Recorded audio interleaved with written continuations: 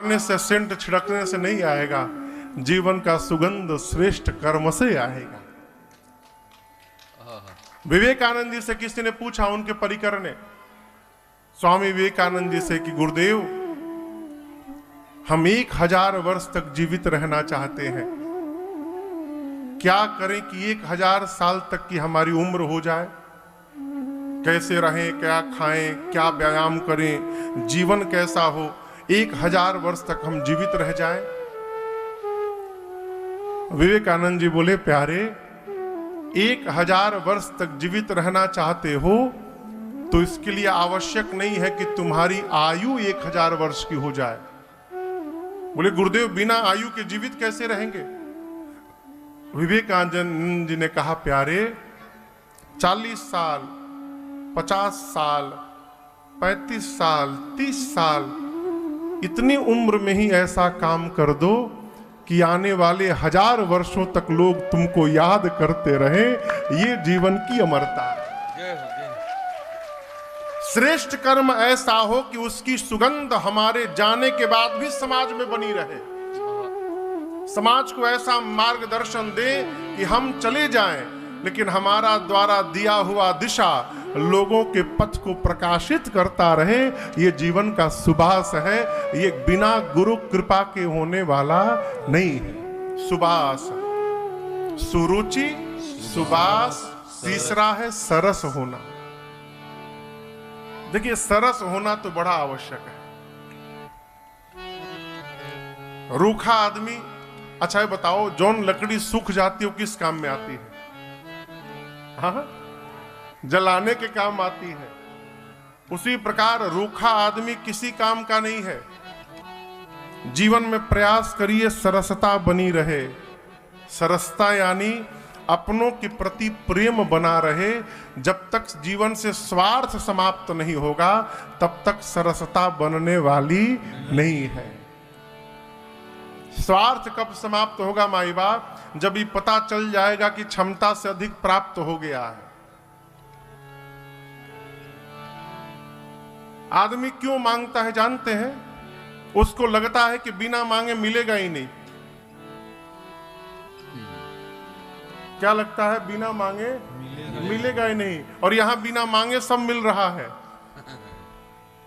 बिना गुरु, देखिए, जब तक सदगुरुदेव भगवान नहीं मिलेंगे आपको पता नहीं चलेगा कि हमको क्षमता से अधिक प्राप्त हो गया है।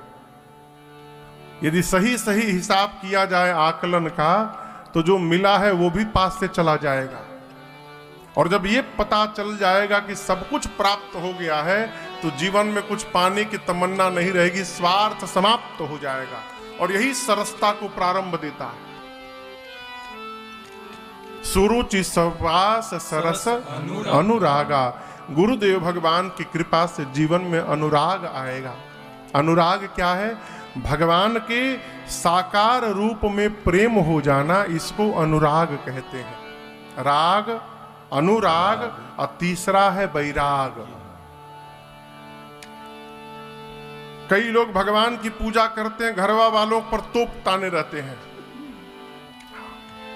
घर में किसी से नहीं। एक कथा में तो बड़ी अद्भुत बात, एक आदमी सामने बैठा था, भरत चरित की कथा में खूब रोए। 3 घंटा रोते रोते बिताया। हम सोचे बड़े भावुक श्रोता हैं। बाद में पता चला अपने भाई से कोर्ट में केस लड़ रहे हैं। ये क्या है? नाटक है। इससे कुछ होने वाला नहीं है। भगवान को बाद में प्रेम करिए, पहले जिनके साथ घर में जी रहे हैं उनको प्रेम करने का स्वभाव बनाइए। आपन भाई शत्रु दिखाई पड़ रहा है और राम जी और भरत जी की कथा सुन के आंसू बहा रहे हैं। इस घड़ियाली आंसू से कुछ होने वाला नहीं है। राग पहले पुष्ट हो तब अनुराग में पहुंचेंगे। राग यानी जिसके साथ जी रहे हैं, माता पिता, भाई बहन, बेटा बेटी, चाचा चाची, इनमें प्रेम करिए। ये राग है। राग को जब भजन के साथ पुष्ट करिएगा, राग में रहते जब सबके साथ भजन होगा तो यही प्रेम परिवार से निकल के और भगवान के साकार रूप में प्रवेश कर जाएगा। वही अनुराग है। और जब अनुराग में भजन होने लगेगा, भगवान के रूप के प्रेम के साथ भजन होगा, तो अभी तो मंदिर में भगवान दिख रहे हैं, घर के ठाकुर द्वारी में भगवान दिख रहे हैं, और जब अनुराग में भजन करना प्रारंभ करेंगे तो यही भगवान का भजन आपको अनुराग से निकाल कर वैराग्य में लेके चले जाएगा। फिर मंदिर में भगवान नहीं दिखेंगे, कहां दिखेंगे महाराज? जहां देखता हूं वहां तू ही तू है, कानों में हर दम, मेरे कानों में हर दम बस तेरी गुफ्तगू है, जहां देखता हूँ वहां तू ही तू। ये वैराग है, राग, अनुराग और फिर वैराग। शंकर जी उत्तरकांड में पक्षियों के राजा गरुण जी से कहे हैं कि यदि भगवान को पाना चाहते हो तो भगवान राग में नहीं मिलते, भगवान वैराग में भी नहीं मिलते। भगवान कहाँ मिलते हैं? भगवान केवल अनुराग में मिलते हैं। भगवान को अपना जानकर सेवने का प्रयास करिए, अपना जानकर। कैसे महाराज? थोड़ी कड़वी बात है, बोले। भगवान को घर में भोग कब लगाते हैं? सवेरे, और उसके बाद अगले दिन सवेरे। अपने 5 बेला पा रहे हैं, अब भगवान सवेरे के सवेरे का पवाते हैं, ही बताइए। क्या खिलाते हैं? काजू किशमिश, मिश्री। ओहो, यदि भगवान आप हो कि मिश्री खिलाने लगे तो शुगर बढ़ जाएगा। हाँ। ये हमारा प्रेम है जो भगवान के अनुराग में डूबा रहता है ना माई बाप, वो दिन भर में 5 बार भगवान को 1-1 गिलास पानी पिलाता है। क्यों? उसे लगता है कि हमारे भगवान को प्यास लगा होगा, चलो पानी पिला दो 1 गिलास। आपके घर का बच्चा यदि शाम को 3 बजे तक भोजन ना पाए, आप बेचैन हो जाते हैं, लड़कवा कुछ खैले नहीं खे। जो भगवान के अनुराग में उतर जाता है वो भगवान के लिए पागल हो जाता है। बताओ, 1 बज गया, ठाकुर जी कुछ पाए नहीं है, वो भोग लगाने के लिए बेचैन हो जाता है। इस प्रकार का प्रेम जब घर के ठाकुर द्वारी में होने लगे, समझिए आप अनुराग में उतर गए हैं। नियम बनाइए, घर में चाय भी बने तो पहले ठाकुर जी को भोग लगे, कोई भी भोजन का सामान बने तो पहले ठाकुर जी को भोग लगे। हमारे वृंदावन में एक माई थी, ये सत्य घटना है, लाला में ही लगी रहती थी, ठाकुर जी को रखी थी, उन्हीं में, वही उनकी जीवन थे। एक दिन अपने लड़का से बोली, देखो हमारे ठाकुर जी को बुखार हो गया है, डॉक्टर बुलाओ। अब वो ठाकुर जी समझ रहे हैं ना, लड्डू गोपाल। माई बोले ठाकुर जी को बुखार हो गया, लड़का बोले माई पगला गए बड़े काते। अब माई खाना पीना सब छोड़ दी, बोली हमार भगवान बुखार में है, खाली रोए माई। तो जो लड़का था उसका एक दोस्त मित्र डॉक्टर था। अब इसको बोलने में भी शर्म आवे। मित्र को फोन किया, कहा कि यार क्या बतावें, हमार माई पगला गई है, कह रही है भगवान को बुखार हो गया, डॉक्टर बुलाओ, डॉक्टर बुलाओ। तुम आ जाओगे? मित्र बोला तुम्हारा दिमाग ठीक है, इसीलिए डॉक्टरी पढ़ा हूं कि लड्डू गोपाल जी का बुखार चेक करूंगा। बोले उनके लिए मत आओ, हमारी माई के लिए आ जाओ, खाना पीना बंद कर दी है। बहुत उसने विनती की तो मित्र आया डॉक्टर। जैसे थर्मामीटर निकाल के ठाकुर जी के हाथ के नीचे लगाए हो, तब तक देख रहे कि थर्मामीटर का रीडिंग 103 डिग्री। छूने से ठाकुर जी ठंडा और थर्मामीटर बता रहा 103 डिग्री बुखार। कांप गए, बार बार झटकारे, बार बार लगावे 103 डिग्री। अब तो डॉक्टर साहब डॉक्टरी भुला गए हो। माई बोली बोले था ना बुखार है हमारे ठाकुर जी को। दवाई लिखो। अब दवाई लिखने गए, पैड में तो हथवा कांपे उनके डर के मारे। 2 ठे दवाई लिखे, कहे माई टेबलेट अभी निकाल के खाटू को खिलाओ ठाकुर जी को। डॉक्टर साहब गए चेंबर में, कहे उनको मन लगे। माई दोपहर में दवाई खिलाई भगवान को। शाम को डॉक्टर साहब बिना बुलाए आए, बोले माई 2 बार दवाई खिला चुकी है, अब बुखार उतर गया है भगवान का। डॉक्टर साहब जब थर्मामीटर लगाए तो टेम्परेचर नॉर्मल बताने लगा। उसी दिन से डॉक्टरी छोड़ दिए। डॉक्टर साहब उसी दिन से डॉक्टरी छोड़ दिए और भगवान के भगत बन के भजन करने लगे। ये वृंदावन की घटना है। जिस भाव से आप भगवान से लगेंगे माई बाप, आपका भाव ही आपको भगवान से भेंट कराएगा। ये भाव कैसे जागृत होगा? इसलिए गुरुदेव भगवान की कृपा का परिणाम है। इसलिए गोस्वामी जी पहले चौपाई में बंदाऊं गुरु पद पद्म परागा, बंदाऊं गुरु पद पद्म परागा, सुरुचि सुबास सरस अनुरागा, सुरुचि सुबास सरस अनुरागा, श्री गुर पद नख मणि गण ज्योति, श्री गुरु पद नख मणि गण ज्योति, सुमिरत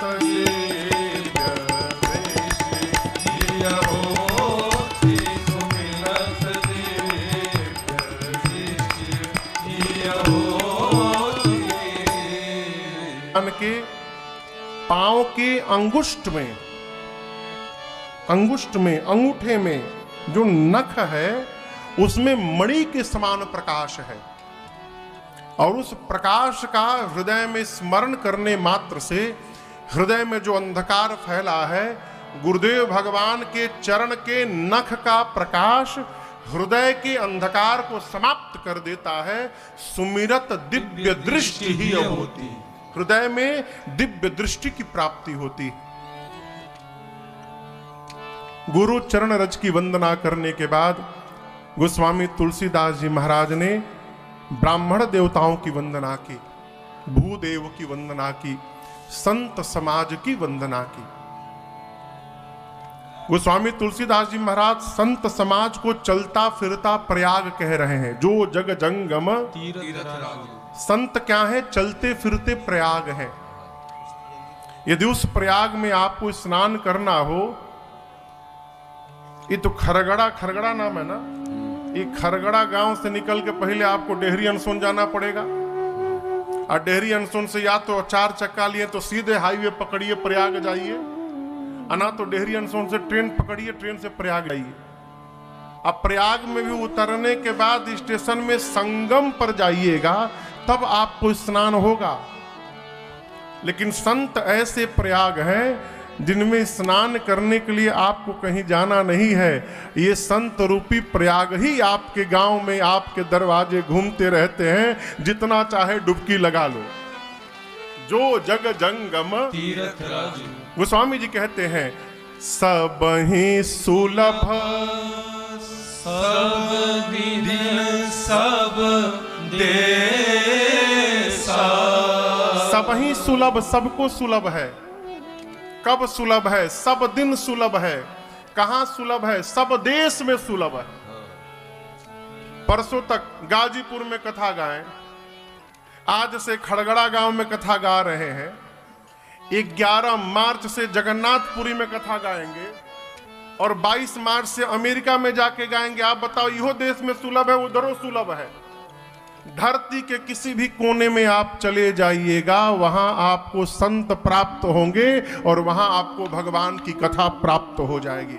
ये महिमा है। इसलिए स्वभाव बनाइए। क्या स्वभाव बनाए महाराज?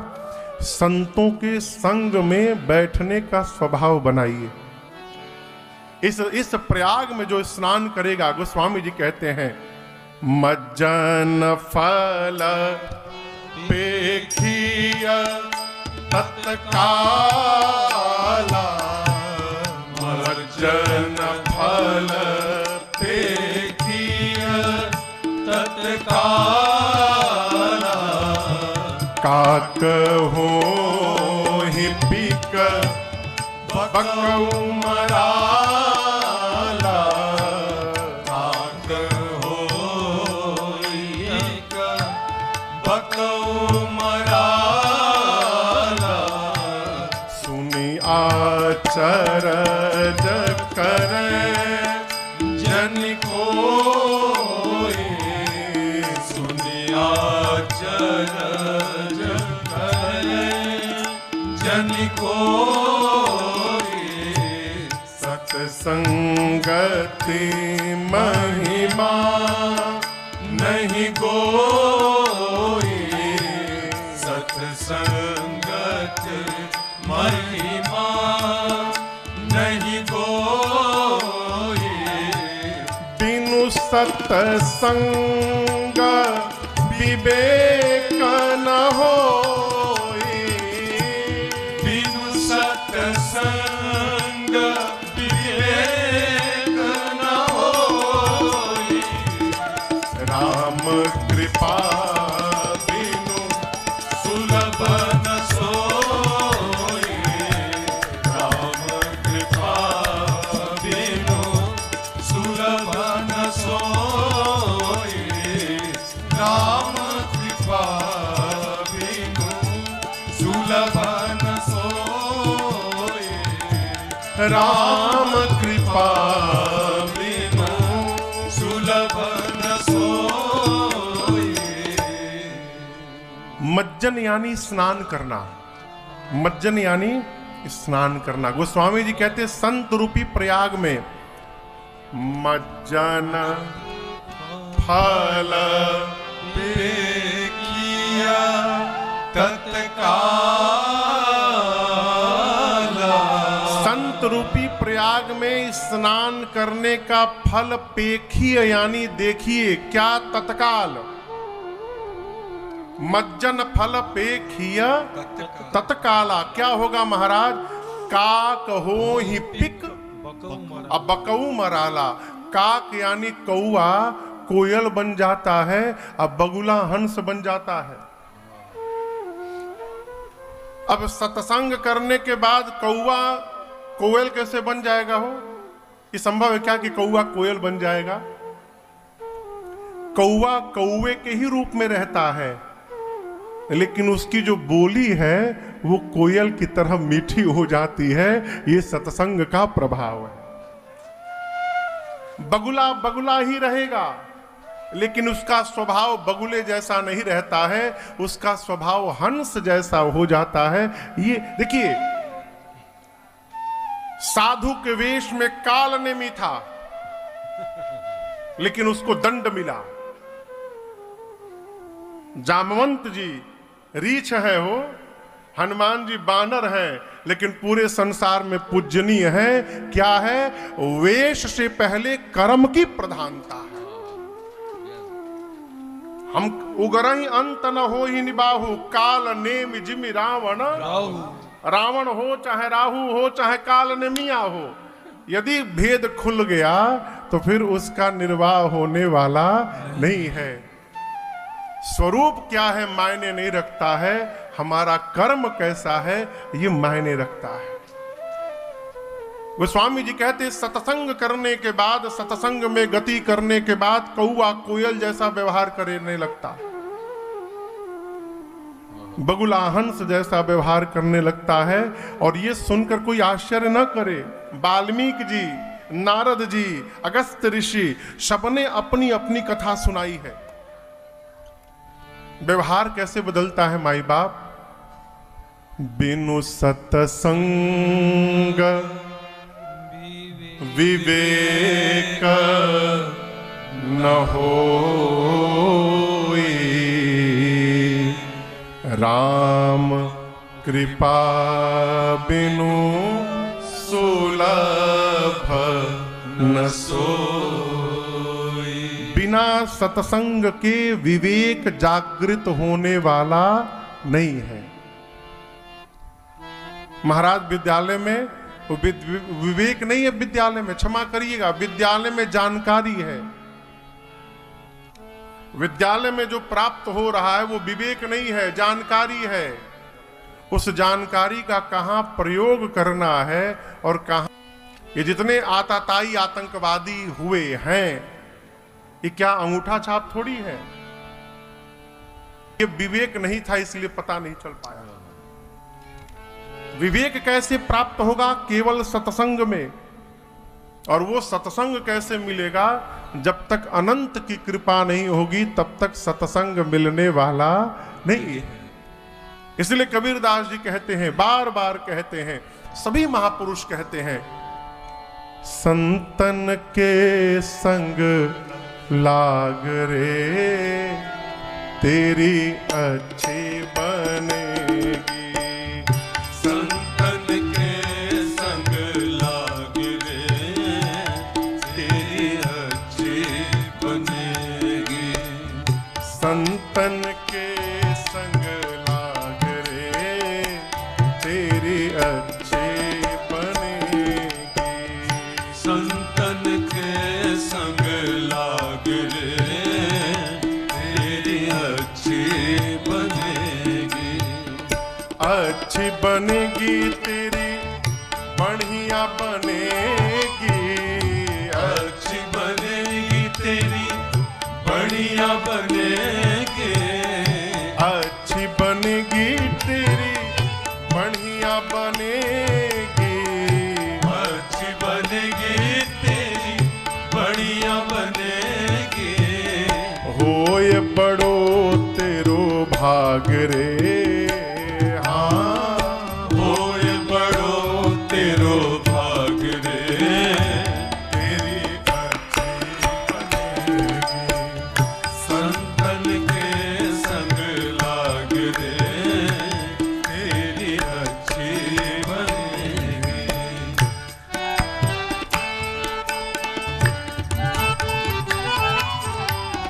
संतन के संग पुण्य कमाए। संतन के संग पुण्य कमाए। संतन के संग पुण्य कमाए। संतन के संग पुण्य कमाए। राम चरण अनुराग रे। राम चरण अनुराग रे तेरी अच्छी बनेगी। संतन के संग लाग रे तेरी अच्छी बनेगी।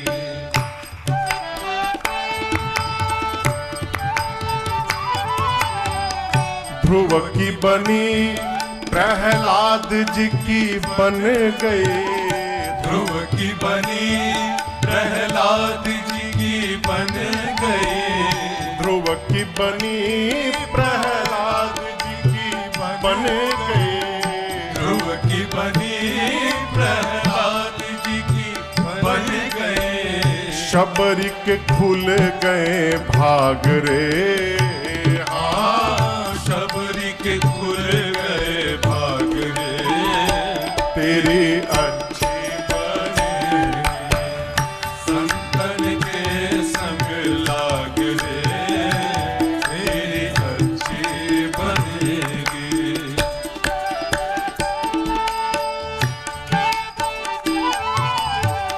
मोहन निशा में अब तक सोया।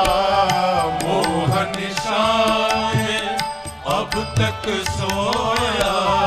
इस समय उस समय कब से सोया। इसमें उसने कब से सोया। अब जाग सके तो जाग रे। जाग सके तो जाग रे तेरी अच्छी बनेगी। संतन के संग लाग रे तेरी अच्छी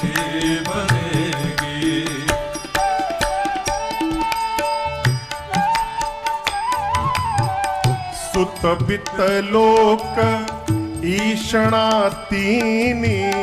सुत बित लोक ईषणा तीनी। ईषणा चाह, तीन चाह है। सुत बित लोक, किसी को बेटा बेटी चाहिए, किसी को वित्त यानी रुपया चाहिए, और जिसके पास दोनों है उसको लोकेशना, उसको सम्मान चाहिए। सुत बित लोक ईषणा तीनी। सुत बित लोक ईषणा तीनी। इनको त्याग सके तो त्याग रे, हाँ त्याग सके तो त्याग रे। तेरे अच्छी बनेगी संतन के संग लाग रे। तेरी अच्छी बनेगी।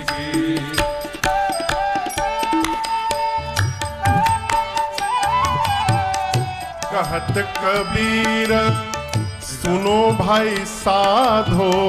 कहत कबीर सुनो भाई साधो। कहत कबीर राम भजन में। कहत कबीर राम भजन अब में। पाग सके तो पाग रे, हाँ पाग सके तो पाग रे। तेरी अच्छी बनेगी संतन के संग लाग रे। तेरी अच्छी बनेगी संतन के संग लाग रे। तेरी अच्छी बनेगी संतन के संग लाग रे। तेरी अच्छी बनेगी। तेरी अच्छी बनेगी। तेरी अच्छी बनेगी। अरे जाग सके तो जाग रे, तेरी अच्छी बनेगी। चुगली करने से, निंदा करने से, एक दूसरे को लड़ाने से, मारपीट करने से, झगड़ा करने से, हाँ महाराज भाग सके तो भाग रे। तेरी अच्छी बनेगी। सतसंग, बिनु सतसंग विवेक न। यहां दर्शन करिए, गोस्वामी तुलसीदास जी कहते हैं सतसंग यानी सतसंग पारस मणि है। कल्पना करिए पारस मणि है, ठीक है, ये जो फुलगेना है ये पारस मणि है। गोस्वामी जी कहते हैं सठ सुधर रही सतसंगति पाई। कैसे? पारस परस कुधातु सुहाई। जैसे पारस मणि को कुधातु यानी लोहे से स्पर्श करा दिया जाए तो पारस मणि के स्पर्श होने के साथ ही लोहा सोने में बदल जाता है।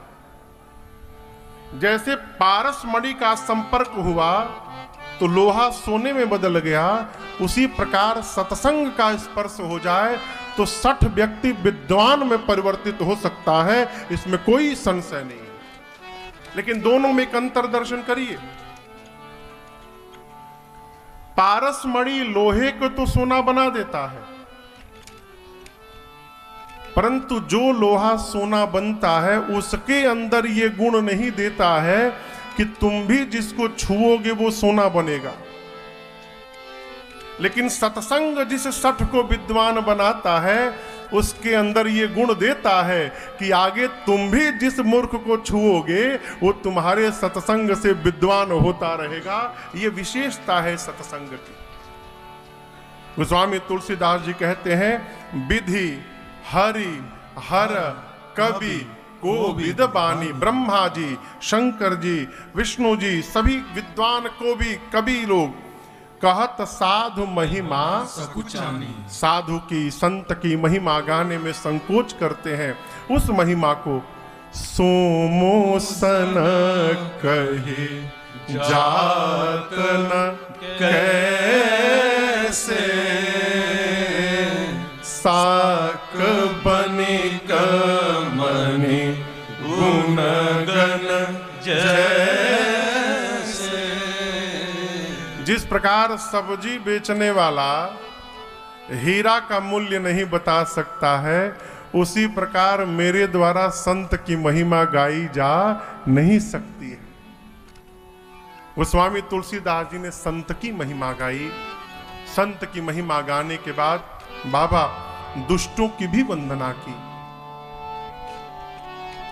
दुष्टों की वंदना क्यों किए? कई कारण है। पहली बात, सिया राम मैं सब जग जानी, तो कौन दुष्ट दिखाई देगा हो? जब सब में सीताराम जी दिखाई दे रहे हैं, उसी क्रम में गोस्वामी जी ने दुष्टों की भी वंदना की। दूसरा अर्थ है, गोस्वामी जी ने पहले ही वंदना कर ली कि बाद में कोनो दुष्ट उत्पात न करे। घर में पूजा होता है तो पंडित जी सबसे पहले नवग्रह पूजा कराते हैं। काहे? ये नवग्रह कृपा करें, उत्पात न करें, इसलिए उनकी शांति की पूजा पहले होती है। अस्तु गोस्वामी जी ने दुष्टों को वंदन किया। दुष्टों को वंदन करने के बाद भगवान के परिकर समाज को वंदन किया। परिकर समाज को वंदन करने के बाद गोस्वामी तुलसीदास जी ने भगवान के नाम को वंदन किया। कहते हैं, ब्रह्म राम ते नाम बड़ बरदायक वरदान, रामायण शतकोटि महा लिए महेश भगवान राम की महिमा गाते समय गोस्वामी तुलसीदास जी कहते हैं, जो राम जी ब्रह्म है, उन ब्रह्म राम से बड़ा उनका नाम है। ब्रह्म राम ते नाम बड़। क्यों? ये नाम वरदायक, ये नाम वर देने वाला है, श्रेष्ठ है। इसलिए भगवान शंकर 100 करोड़ रामायण में से इस नाम को बचा लिए अपने पास। वो शंकर भगवान जो रामायण लिखे थे उसमें 100 करोड़ श्लोक थे। रामायण शतकोटि अपारा। कितने श्लोक थे? 100 करोड़। तो शंकर भगवान के पास देवता, दैत्य और मनुष्य तीनों पहुंचे। जाकर कहे, बाबा आपने ऐसा कुछ लिखा है जो लोक मंगल करता है। सुने बहुत ज्यादा लिखे हैं, तो थोड़ा थोड़ा हम लोग को यदि प्रसादी मिल जाए तो हम लोग का भी मंगल हो जाए। तो 100 करोड़ में से बाबा क्या किए? 33 करोड़ 33 करोड़ 33 करोड़ करके बांट दिए। 33 करोड़ दिए देवताओं को, 33 करोड़ दैत्यों को, 33 करोड़ मनुष्य को। बाबा के पास कितना बचा? 1 करोड़। जैसे 1 करोड़ बचा तो देवता बोले, प्रभु आप अकेले हैं, 1 करोड़, इसमें भी गुंजाइश है बंटने का। बाबा बोले ठीक है चलो बांटता हूं। 33 लाख फिर बांट दिए। अब कितना बचा? 1 लाख। तो दैत्य बोले, प्रभु देवताओं के कहने से बांट दिए, एक बार क्या हम लोग के कहने से नहीं बांट सकते? प्रभु 1 लाख है, आप अकेले हैं। बाबा बोले ठीक है चलो बांटता हूं। 33 हजार फिर बांटा। 33 हजार फिर बांटा। अब कितना बचा? 1000। मनुष्य बोले, प्रभु इन दोनों के बाद हम लोग का नंबर आता है। 1000 है आपके पास, कृपा करिए थोड़ा बट जाए। शंकर भगवान बोली, झंझटे क्षमा समाप्त करता हूं। तो 333 करके तीनों में बांट दिए। अब बाबा के पास 1 श्लोक बच गया। अब तीनों मिलकर बोलने लगे, देवता दैत्य मनुष्य, प्रभु कृपा करिए, आप तो गागर में सागर भरने की शक्ति रखते हैं, 1 श्लोक थोड़ा गुंजाइश हो बट जाए। तो कहते वो जो श्लोक था वो अनुष्टुप छंद का श्लोक था।